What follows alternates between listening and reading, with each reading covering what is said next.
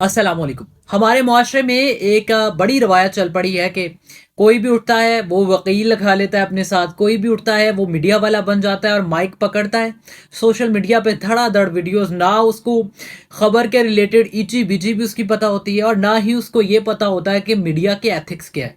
बिल्कुल हामिद मीर साहब के साथ ही मामला पेश आया। हामिद मीर साहब बेसिकली हमारे एक सीनियर जर्नलिस्ट हैं और उन पर कई एक मुतादिद हमले हो चुके हैं जिनमें उनको गोलियां तक लगी और वो मौत के मुंह से वापस आए हैं।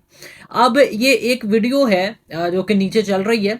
इसमें आप देख भी सकते हैं कि हामिद मीर साहब जो हैं वो वापस जाना शुरू होते हैं तो पीछे से कोई अपना मोबाइल निकालता है और निकाल कर जो है ना वो वीडियो बनाना शुरू कर देता है। आप किधर जा रहे हैं भाई? सबसे पहले तो एक फेमस शख्स को, एक सीनियर सहाफ़ी को इतनी इज्जत और इतनी जो है वो रिस्पेक्ट दें कि उनसे कम से कम जाके पूछे कि आपने उसका इंटरव्यू करना है, आपसे सवालात कर सकते हैं।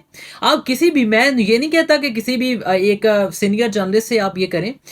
एथिक्स में रहते हुए मीडिया का काम ही ये है कि वो सबसे पहले उनसे पूछें, चाहे वो कोई भी ऑफिसर हो, चाहे वो कोई भी किसी अदारे से मुल्हिका हो, कोई भी सेलिब्रिटी हो, उससे जाके पूछें कि हमने आपका इंटरव्यू करना है। अगर वो इजाज़त देते हैं तो आप ज़रूर करें, सवालात करें।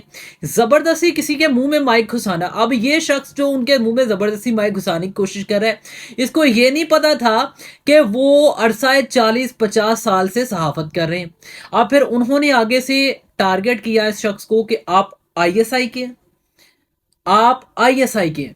तो इस तरह से बहसो मुबाहिसा हुआ। खैर अब ये नहीं पता, कोई भी, मुझे नहीं लगता कि एजेंसी का बंदा ऐसा कर सकता है। ये हमारे यहाँ ही रवायत है कि कोई भी साजा माजा ताजा जो है वो उठाता है माइक और अपने आप को सहाफ़ी कहना शुरू कर देता है। ना उसे ये पता है कि मीडिया क्या है, ना उसे ये पता है कि एथिक्स क्या है, अखलाकियात क्या है, किसी का माँ बहन बेटी को किस तरह से ट्रीट करना है, किसी के बारे में कितनी चीज़ें चला सकते हैं और कितना नहीं बता सकते, कितना सच बोलना है, कितना झूठ बोलना है, कहाँ बोलना है, कहाँ नहीं बोलना है।